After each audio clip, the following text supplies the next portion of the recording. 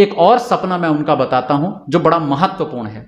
ऋषि दयानंद की जो मृत्यु हुई वो एक जहर देने के कारण हुई थी, और जहर उनको कहां दिया गया था, विष कहां दिया गया था? जोधपुर में दिया गया था। जोधपुर में जाने से पहले दयानंद सरस्वती जी को 3-4 बार टोका गया था, स्वामी जी जोधपुर मत जाइए। 3-4 बार टोका गया उनको। पहली बार उनको मना किया उदयपुर में महाराणा सज्जन सिंह ने कि महाराज वहां मत जाओ, वहां बहुत खतरा हो सकता है, क्योंकि राज्य व्यवस्था कोई बहुत अच्छी नहीं है, बहुत अच्छी नहीं है, अब वहां मत जाओ। क्योंकि वहां पर एक व्यक्ति रहते हैं जिनका नाम है फैजुल्ला खां, और फैजुल्ला खां का बड़ा हस्तक्षेप है राज्य व्यवस्था में, और फैजुल्ला खां आपका बहुत बड़ा विरोधी है। फैजुल्ला खां का जो भतीजा है वो भी आपका बहुत बड़ा विरोधी है। और एक घटना हुई भी वहां ऐसी कि जब ऋषि दयानंद फैजुल्ला खां से बात कर रहे थे इस्लाम के बारे में कि देखो इस्लाम की ये बातें ठीक नहीं है, ये बिल्कुल गलत हैं। बहुत सारी बातें, जैसे अभी 3 तलाक के बारे में हमने सुनाई, हलाला के बारे में हमने सुना, मांसाहार के बारे में जिसको हम हलाल कहते हैं, आज बहुत बड़ा मुद्दा चल रहा है, हलाल सर्टिफिकेट की चीज़ें चल रही हैं। यूपी में तो बैन भी लग गया है, उस पर बहुत डिबेट हो रही है आजकल, हलाल सर्टिफिकेट हो कि ना हो। तो वो हलाल के ऋषि दयानंद विरोधी थे, ये बिल्कुल गलत बात है। आप किसी जानवर को कैसे मार सकते हो, उसका अधिकार है जीने का। तो जो भतीजा था फैजुल्ला खां का, वो तलवार लेके खड़ा हो गया, स्वामी जी आगे मत बोल देना हमारे बारे में। स्वामी जी ने कहा तू बच्चा है, लड़े नहीं उसके साथ, बोले तू बच्चा है, तेरे जैसे बच्चे मैं बहुत सारे भी देख करके आया हूं पीछे। उसको बेइज्जती लगी और बैठ गया वहीं का वहीं, लेकिन बेइज्जती के घूंट पी करके रह गया फैजुल्ला खां भी और उसका भतीजा भी, दोनों के दोनों। तो इनके बारे में पहले ही सचेत कर दिया था महाराणा सज्जन सिंह ने कि वहां मत जाइए। लेकिन उदयपुर से कि हम तो जाएंगे जोधपुर, वो चल पड़े और रास्ते में शाहपुर रुके। शाहपुरा के राजा कौन थे? नाहर सिंह, जिनका नाम मैंने भी बताया। नाहर सिंह जी ने पूछा कि महाराज कहां जा रहे हो? तो बोले हम जोधपुर जा रहे हैं। कि महाराज मत जाओ, वहां आपके जीवन को खतरा हो सकता है। स्वामी जी ने कहा नहीं हम तो जाएंगे। फिर जब वो अजमेर से होते हुए जोधपुर गए तो अजमेर के लोगों ने भी कहा कि महाराज क्यों जा रहे हो, वहां तो बहुत खतरा हो सकता है। 3-4 जगहों पर उनको टोका गया, पर फिर भी महाराज गए वहां पर। आप सोच रहे होंगे कि ऋषि दयानंद को क्या इतनी समझ नहीं थी? अगर 3-3 जगह के लोग मना कर रहे हैं तो क्यों गए थे? सपना देखा हुआ था इसलिए गए, एक सपना पूरा करना था इसलिए गए। और वो सपना क्या था? कुछ दिनों पहले ऋषि दयानंद ने एक पत्र दिया था महारानी विक्टोरिया को, बल्कि उससे पहले ही कर्नल ब्रुक्स, जो कि अजमेर के कर्नल हुआ करते थे, उनके साथ बातचीत ऋषि दयानंद ने की कि भाई जो गायों को मारा जा रहा है ना, काटा जा रहा है, ये भारत में तो कम से कम नहीं होना चाहिए। विदेशों का अभी मेरे पास अधिकार नहीं है, पर भारत में गौ हत्या नहीं होनी चाहिए। आज तक रुक पाई क्या?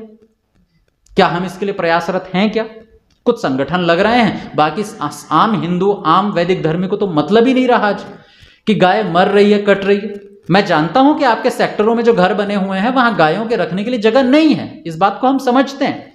लेकिन क्या हम यह भी मांग नहीं कर सकते कि हमारे शहर के बाहर एक चरागाह भूमि छोड़ दी जाए ताकि गाय सड़क पर ना आए, ताकि अगर हम गाय को पाल ना सकें कम से कम उनके चरागाह के लिए उनको छोड़ तो सकते हैं वहां पर। वो खाएंगी पिएंगी रहेंगी, हमें वहां पर उनके पानी पीने के लिए एक जगह बना देंगे, बाकी घास उगी रही है, उन्हें जरूरत नहीं है आपकी, वो अपने आप जी सकती है। होना तो ये सब प्राणियों के लिए चाहिए, होना तो ये बाकी जीव जंतुओं के लिए भी चाहिए, पर चलो कम से कम श्रद्धा और भावना के आधार पर जो बच सके वो तो बचाई जाए, गाय तो कम से कम न कटे। ऋषि दयानंद ने जब ये आवेदन दिया तो उन्होंने कहा जी महारानी विक्टोरिया से बात करेंगे। महारानी विक्टोरिया से बात हुई, महारानी विक्टोरिया ने कहा बंद कर देंगे, बहुमत अगर कहेगा, जिसको पंडित जी कह रहे, बात सही और गलत की नहीं है, बहुमत अगर कहेगा तो बंद कर देंगे। अब बहुमत कहेगा इसको कैसे बताएं कि भाई बहुमत तो चाहता है कि गौ हत्या ना हो। तो ऋषि दयानंद ने क्या कहा? सबसे पहले गए उदयपुर, महाराणा सज्जन सिंह से कहा साइन करवाओ, अपने राज्य में सब लोगों के साइन करवाओ। साइन हो गए। आपको आश्चर्य होगा कि ऋषि दयानंद को उदयपुर से जोधपुर जाना है, पहले शाहपुर आ गए, फिर अजमेर आए, फिर जोधपुर गए। मुझे अगर उदयपुर से जोधपुर जाना हो तो मैं ये उल्टे काम तो बिल्कुल नहीं करूंगा कि मैं पहले अजमेर आऊं, शाहपुर आऊं, फिर जोधपुर जाऊं। वो इसलिए गए, साइन करवाए पूरे राज्य के, शाहपुर आए, फिर पूरे राज्य के साइन करवाए, अजमेर आए, पूरे राज्य के हस्ताक्षर करवाए। सोचिए कितनी तड़प है। 3 जगह लोग कह रहे हैं मत जाओ, जान को खतरा हो सकता है। दयानंद सरस्वती फिर भी जा रहे हैं, किसकी जान बचाने के लिए? गाय की जान बचाने के लिए। सपना लेकर के चले, पता है मेरी जान जा सकती है, पर एक जानवर की जान जो एक नहीं कई लाखों में हैं, उनकी तो बचे कम से कम। अपनी जान को दांव पर रखकर वो गए, क्योंकि उन्हें जोधपुर के महाराणा यशवंत सिंह से हस्ताक्षर करवाने थे पूरे राज्य के लोगों के कि गौ हत्या बंद होनी चाहिए। ये ऋषि दयानंद की दयालुता है। हम शायद समझ नहीं पा रहे, क्योंकि हमने जीवन चरित्र को शायद अच्छे से समझा भी नहीं है। मैं भी एक कैलेंडर लेकर के आया, मुझसे माननीय बाबा जी ने कहा इस कैलेंडर को लाओ। मेरी भावना बड़ी प्रबल भावना थी इस बार कि ऋषि दयानंद को हम कम से कम थोड़ा तो समझें, इसलिए कैलेंडर बनाया गया कि उनका जीवन का एक चित्र, क्या घटना हुई, और उसके नीचे विवरण लिखा हुआ है कैलेंडर के बिल्कुल बगल में। यह हमें समझना पड़ेगा, दयानंद की दयालुता कोई छोटी दयालुता नहीं। एक गाय के लिए कोई व्यक्ति अपनी जान को दांव पे कैसे रख सकता है? वो गए जोधपुर में उनको विष दिया गया, जहर दिया गया, और आपको आश्चर्य होगा कि जब उनको जहर दिया गया और वो बहुत बीमार पड़े, उल्टियां आई, फफोले पड़ गए शरीर पर, डॉक्टर ने सलाह दी कि कहीं ठंडी जगह पे लेकर के जाओ, तो उन्हें आबू ले जाया गया। आबू रोड नीचे है और पहाड़ पे ऊपर चढ़ाई करनी पड़ती है, तो जब ऊपर पालकी चढ़ने लगी तो उधर से एक डॉक्टर आ रहे थे नीचे। डॉक्टर ने उनको देखा कि भाई महाराज कौन है, कि ऋषि दयानंद सरस्वती जी हैं। उनका चेहरा देखा, शरीर देखा, और उनको एक छोटी सी दवाई दी तो थोड़ा उनको होश आया। उन्होंने एक प्रश्न पूछा, महाराज क्या हुआ है? ये उनके इतिहास में, मैं एज इट इज आपको लाइन बता रहा हूं। उनसे पूछा कि महाराज क्या हुआ आपको जब हल्का सा होश आया? तो पता है महाराज क्या जवाब देते हैं? किसी ने हमें अमृत पिलाया है। मतलब मैंने जब ये वाक्य पढ़ा ना, तो मेरे अंदर भी एक, मतलब मैं उसको बता नहीं सकता कि जब मैंने ये वाक्य पढ़ा तो क्या भाव थे मन में, कि आप अंदर से आर्द्र हो सकते हो। एक रोना जैसा आ गया उस समय, किसी ने हमें अमृत पिलाया है। ये ऋषि दयानंद के साथ हुआ, एक प्राणी की जान बचाने के लिए। ये सपना था दयानंद का कि भारत में कम से कम गौ हत्या तो नहीं होनी चाहिए, बाकी के लिए बाद में प्रयास करेंगे। और इसके लिए उन्होंने एक संस्था भी बनाई थी, गो कृष्यादि रक्षिणी सभा। और दयानंद सरस्वती जी ने इसको यहां तक ही नहीं छोड़ा, सत्यार्थ प्रकाश में, गो करुणा निधि में उन्होंने आंकड़े तैयार किए, बैठ करके हिसाब जोड़ा कि मैं कैसे लोगों को समझा सकता हूं, कन्विंस कैसे कर सकता हूं। मैं कर्नल से बात करने जा रहा हूं, मैं अंग्रेजों से बात करने जा रहा हूं, मैं राजा से बात करने जा रहा हूं, तो उनको कन्विंस करना पड़ेगा ना, समझाना पड़ेगा अपनी बात को।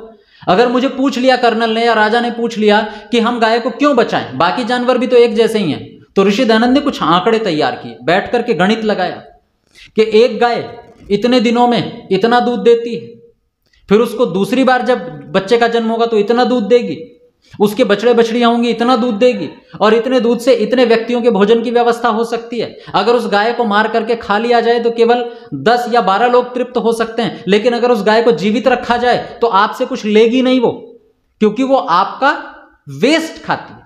हमारी खेती से जो वेस्ट निकलता है हमारे लिए तो कचरा है ना, पराली आपको जलानी पड़ती है, उस पर मुद्दा चलता है कि हवा जो धुआं है उठ करके दिल्ली में आ गया, वो पराली ही तो खा रही है गाय, और क्या खा रही है?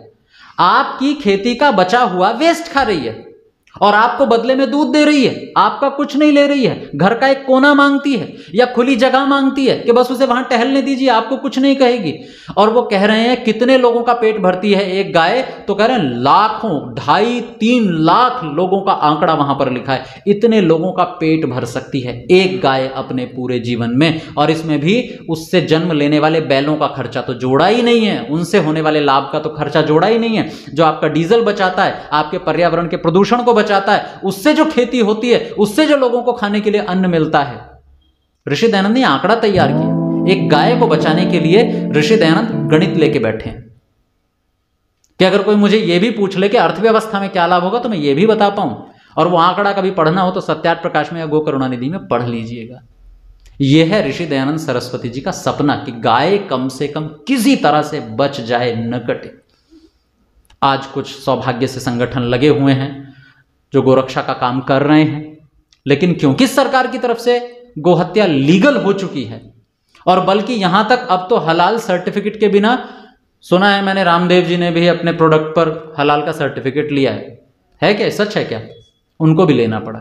अभी मैं एक डिबेट सुन रहा था, जिस डिबेट में एक जो मौलाना थे, मैं उनका नाम तो भूल रहा हूं, उन्होंने कहा जी, जब उनसे सवाल किया गया कि हलाल का सर्टिफिकेट क्यों जरूरी, तो उसने कहा हलाल का सर्टिफिकेट इसलिए जरूरी क्योंकि बिना हलाल का मुस्लिम खाता ही नहीं है। भाई मुस्लिम कैसे खाएगा अगर हलाल का नहीं मिलेगा? उसके तो कुरान में लिखा हुआ है, कुरान में नियम है उसके तो कि भाई हलाल के बिना हम खाना नहीं खाएंगे, हलाल होना चाहिए। लेकिन सवाल दूसरा हिंदुओं का भी तो होना चाहिए, बहुमत किसका है? अगर बात बहुमत पर चलनी है तो बहुमत किसका? एक व्यक्ति टीवी डिबेट में बैठ करके सीधे ये कह सकता है कि अगर हलाल सर्टिफाइड नहीं होगा प्रोडक्ट तो हम नहीं खरीदेंगे, तो दूसरा ये क्यों नहीं कह सकता कि अगर हलाल सर्टिफाइड हुआ प्रोडक्ट तो हम नहीं खरीदेंगे? अरे भैया मैं नहीं मानता हूं कुरान को, आप मानते हो ठीक है मान लो, मैं तो वेद को मानता हूं ना। मेरे लिए तो हलाल का खाना अपने आप में एक अधर्म है, मैं हलाल सर्टिफाइड नहीं खाऊंगा। कोई हलाल की चीज मुझे क्यों खिलाए, मैं नहीं खाऊंगा। क्या ये दम हम में है कि हम जाएं वहां पर? जैसे एक मुस्लिम देखता है हलाल सर्टिफाइड है कि नहीं, खरीद लेता है, और जो नहीं है नहीं खरीदता है। क्या मैं जब बाजार जाता हूं, मॉल में जाता हूं, जो मेरे पास ट्रॉली होती है, जब मैं सामान उठाता हूं तो क्या देखता हूं हलाल का सर्टिफिकेट है कि नहीं है? और है तो पटक दीजिए वहां पर और जाकर के काउंटर पर पूछिए कि भाई बिना हलाल सर्टिफाइड प्रोडक्ट निकालिए, जो है बस मैं वही लूंगा। रिपोर्ट आगे जाएगी। एक दिन में अगर 20 ग्राहकों ने भी जाकर के काउंटर पे बोल दिया ना कि हलाल सर्टिफाइड, बल्कि मैं तो ये कहता हूं आप देखो ही मत ना इधर उधर जाकर के, सीधे ही जाओ काउंटर पे, बोलो भैया हमें नहीं पता कौन सा हलाल का है कौन सा नहीं, बिना हलाल वाला ये चाहिए। बात उनके कानों में डालनी है। निश्चित कहता हूं अगर 20-25 लोगों ने भी जाके ऐसा कह दिया ना, रिपोर्ट तुरंत आगे जाएगी कि आज 20 ग्राहक ऐसे आए जिन्होंने कहा कि हम हलाल वाला खरीदेंगे ही नहीं, और ऐसा 2-4 शहरों से और हो गया तो तुरंत वो मुद्दा टीवी की डिबेट का बन जाएगा। और फिर बात ये उठेगी कि हिंदू नहीं खरीद रहा तो हलाल सर्टिफाइड नहीं होना चाहिए। अपनी अलग कंपनी खोल लो ना, कौन मना कर रहा है तुम्हें? अपनी अलग कंपनी खोलो, बनाओ जो चीजें तुम्हें बनानी है, हम तो नहीं खरीदेंगे। ऋषि दयानंद का सपना है और हम सपने को जानने मात्र से थोड़ी होगा कुछ। उसके लिए जितनी तिकड़मबाजी दूसरी तरफ से चल रही है, हथकंडे दूसरे तरफ से चल रहे हैं, इधर से हमारी तरफ से भी तो कुछ विचार जाना चाहिए, हमारी तरफ से भी तो क्रिया की प्रतिक्रिया होनी चाहिए। केवल सपनों को जानना पर्याप्त नहीं है, उन सपनों को जान करके उसके लिए काम करना पर्याप्त है, तब थोड़ी सी बात बनती है। जैसे ऋषि दयानंद ने शिक्षा के लिए एक पूरा का पूरा समुल्लास लिख दिया कि ऐसी शिक्षा व्यवस्था होनी चाहिए। अब उस शिक्षा व्यवस्था को घर में लागू करने से बात बनेगी ना। कई बार हमें लगता है हम दयानंद सरस्वती जी की बात माने तो थोड़े से पुराने हो जाएंगे, आजकल समाज बदल गया है, मॉडर्न हो गया है, और अगर हम उस हिसाब से आज शिक्षा व्यवस्था कर दें तो बच्चे आगे कैसे बढ़ेंगे। एक छोटा सा वाक्य बताता हूं आपको। जिनको लगता है कि दयानंद सरस्वती जी मॉडर्न नहीं है, पिछड़े हुए हैं, उनको दयानंद का एक वाक्य बताता हूं। सत्यार्थ प्रकाश के दूसरे समुल्लास में ऋषि दयानंद लिखते हैं कि जब बच्चा थोड़ा थोड़ा सीखना शुरू करे तो मां उसे अपनी भाषा तो सिखाएगी ही सिखाएगी, जिसको मातृभाषा कहते हैं, तो बोले अपने देश की दूसरी भाषाओं के साथ साथ विदेशी भाषा भी सिखाए। आजकल तो बड़ा कंपटीशन लगा हुआ है ना कि बच्चा थोड़ी सी भी क्लास में आगे आ गया, तीसरी चौथी में आ गया, तो अब एक एक्स्ट्रा विषय के रूप में, सब्जेक्ट के रूप में क्या ले, तो कुछ लोग जर्मन भाषा लेते हैं, कुछ लोग फ्रेंच ले लेते हैं। आजकल तो बहुत चल रहा है ना, शौक भी चल रहा है कुछ। आज से 150 साल पहले दयानंद सरस्वती लिख रहे हैं जब बच्चा थोड़ा सीखना शुरू करे तो अपने देश की भाषाओं के साथ साथ विदेशी भाषा के का अभ्यास भी बच्चे को कराने लगे। मैं दावे के साथ कहता हूं अगर आपने दयानंद को पकड़ लिया ना, आप पिछड़े नहीं बल्कि और मॉडर्न से भी मॉडर्न बनेंगे। घबराइए मत दयानंद से। दयानंद आपको, मैंने अभी सपना दिखाया ना, एक व्यक्ति 150 साल पहले सपना देख रहा है कि यहां हवाई जहाज उड़ने चाहिए, वो व्यक्ति आपको पिछड़ा कैसे बना सकता है? एक व्यक्ति 150 साल पहले कह रहा है कि व्यवस्था ऐसी होनी चाहिए कि संतान बदल लो आपस में विचार न मिले, वो व्यक्ति पिछड़ा कैसे हो सकता है? एक व्यक्ति आज से 150 साल पहले अपनी किताब में स्पष्टतया लिख करके जा रहा है कि एक राजा की जिम्मेदारी है कि अगर कोई बच्चा न पढ़ रहा हो तो माता पिता को दंड दे, वो पिछड़ा कैसे हो सकता है? एक व्यक्ति 150 साल पहले अगर ये सपना देख करके जा रहा है कि अगर कोई व्यक्ति मेरी विचार को नहीं भी मानता है, मुझसे कुछ अंशों में सहमत नहीं भी है, लेकिन अपने क्षेत्र में कुछ अच्छा काम कर रहा है, तो भी मेरा प्रतिनिधि कहलाना चाहिए, वो व्यक्ति पिछड़ा कैसे हो सकता है? और उसको मानने से, उसको फॉलो करने से आप पिछड़े कैसे हो सकते हैं? आज अगर मैं युवा हूं, आज युवा सम्मेलन है, मैं युवा हूं, और अगर आज मुझे ऋषि दयानंद पसंद हैं तो वो केवल इसलिए पसंद नहीं है क्योंकि मैंने आर्य समाज के गुरुकुल में पढ़ाई की है, ना, मेरी अपनी प्रवृत्ति है, मेरा अपना स्वभाव है कि अगर मैं किसी जगह से पढ़ा हूं, मुझे किसी गुरुकुल ने पढ़ाया है, और अगर मुझे वो बात गलत लग जाती है तो मैं स्वीकार करने में जरा सा भी नहीं हिचकिचाऊंगा, तुरंत स्वीकार कर लूंगा, मेरा स्वभाव है। अगर मैं ऋषि दयानंद को आज मान करके चल रहा हूं तो इसलिए नहीं क्योंकि मैंने ऋषि दयानंद की शिक्षा पाई है, ना, इसलिए कि मैंने जब ऋषि दयानंद के जीवन को, उनकी पुस्तकों को पढ़ा तो मुझे उसमें मॉडर्निटी नजर आती है, आधुनिकता नजर आती है, एक नया समाज नजर आता है, नया शहर नजर आता है उसमें, जो दयानंद के सपनों का है। एक छोटी सी और बात कहकर मैं अपनी वाणी को यहीं विराम देना चाहूंगा। मैं पिछले दिनों यजुर्वेद के एक पारायण यज्ञ चल रहा था, उसमें था, जैसे यहां पर भी यजुर्वेद का पारायण यज्ञ चल रहा है, और यजुर्वेद का पारायण करते करते, क्योंकि भाष्य हम भी देखते रहते हैं, तो उसमें संभवतः 36वें अध्याय का यह प्रकरण है कि मैं देख रहा था यूं ही, और देखते देखते मेरी नजर एक मंत्र पर टिक गई। जब मेरी नजर मंत्र पर टिकी, मुझे लगा इसमें तो कुछ खास बात लिखी है। संस्कृत आने का यह थोड़ा फायदा है कि आपको नीचे हिंदी नहीं पढ़नी पड़ती, थोड़ा थोड़ा मोटा मोटा सीधे संस्कृत से ही पता चल जाता है, मंत्र से ही पता चल जाता है, बाकी नीचे फिर सहायता दूसरे की लेनी पड़ती। तो मैंने देखा इसमें तो कुछ खास लिखा है, और वो पंक्ति पता है क्या लिखी थी? आ रात्रि ही पार्थिवम रजह। मैं थोड़ा रुका, वहां पर रुक करके मैंने देखा कि प्रकरण क्या चल रहा है, ये मंत्र कह क्या रहे हैं। तो पता चला ये मंत्र बात कर रहे हैं कि शाम के समय हम क्या मंत्र पढ़ करके सोएं। वो तन्मे मनः शिव संकल्पमस्तु वाले हैं ना, यज्जाग्रतो दूर मुदैति दैवम तदुसुप्तस्य तथैवैति। तो वो मंत्र बिल्कुल जस्ट पहले ही है उसके, और फिर उसके बिल्कुल ही बगल में वो मंत्र हैं जो सुबह सुबह उठ करके पढ़ते हैं हम। कौन से? प्रातरग्निम प्रातरिंद्रम हवामहे प्रातरमित्रा वरुणा प्रातरश्विना। ये सारे के सारे मंत्र उसके बगल में ही हैं। तो चर्चा चल रही है रात की और दिन की, मतलब एक प्रोसेस चल रहा है, उसको वेद में समझाया गया है कि रात कैसे होती है, फिर दिन कैसे होता है। तो वहां पर एक प्रश्न उठा कि ये रात है क्या। जब मैंने उसको गौर से पढ़ा तो उसके बगल में प्रश्न है कि रात क्या है, तो उसका उत्तर पता है वेद मंत्र में क्या दिया गया है। आज मत सोचो, एक तो ऋषि दयानंद की नजर से सोचो तो 150 साल पहले जाओ, और वेद कितने पुराने हैं? तो हमारी दृष्टि से तो वेद सृष्टि के प्रारंभ के हैं। छोड़ दो अपना विचार, आधुनिक विचार क्या कहता है कि वेद लगभग 4000 साल पुराने हैं। कितने? 4000 साल पुराने लगभग, मैक्स मुलर के हिसाब से। चलो 4000 साल पहले भी चले जाते हैं। आप 4000 साल पहले किसी से यह सवाल पूछोगे कि रात क्या है, तो आपकी कल्पना क्या कहती है, क्या जवाब आ सकता है? जाओ 4000 साल पहले, तो क्या जवाब आ सकता है? एक राक्षस है, ऐसे ही जवाब आएंगे। पर 400 साल पहले विदेश कहां था? कुछ भी नहीं था, खाना भी नहीं आता था तब तो उसको, कुछ नहीं, ना खाना, ना ओढ़ना, पहनना, ना बात करना, कुछ नहीं आता था, सीख रहा था वो। तो अगर आप 4000 साल पहले किसी से पूछोगे रात क्या, तो वो यही जवाब देगा, काला राक्षस है, डरावनी है, सूरज आता है तो ये राक्षस जाता है। ये सारी थ्योरीज आपको पढ़ने को मिलेंगी। लेकिन पता है, अगर मैं वेद को 4000 साल पहले का मानूं तो भी, मैं तो सृष्टि के प्रारंभ का मानता हूं, तो पता है क्या जवाब लिखा है उस मंत्र में? लिखा है आ रात्रि ही पार्थिवम रजह। ये रात पृथ्वी की छाया है। क्या है? आ रात्रि ही, ये जो रात है, पार्थिवम यानी पृथ्वी की, रजह माने छाया है। माने अगर मैं यहां हूं, पीछे से लाइट आ रही है, तो यहां जो थोड़ी मुझे छाया दिखाई दी, दरअसल अंधेरा ही तो है। और जब पृथ्वी के एक हिस्से पर दिन है, दूसरे हिस्से पर रात है, तो वो रात क्या है?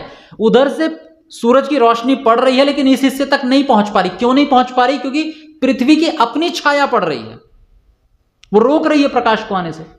इतना वैज्ञानिक ऋषि दयानंद सरस्वती जी का भाष्य।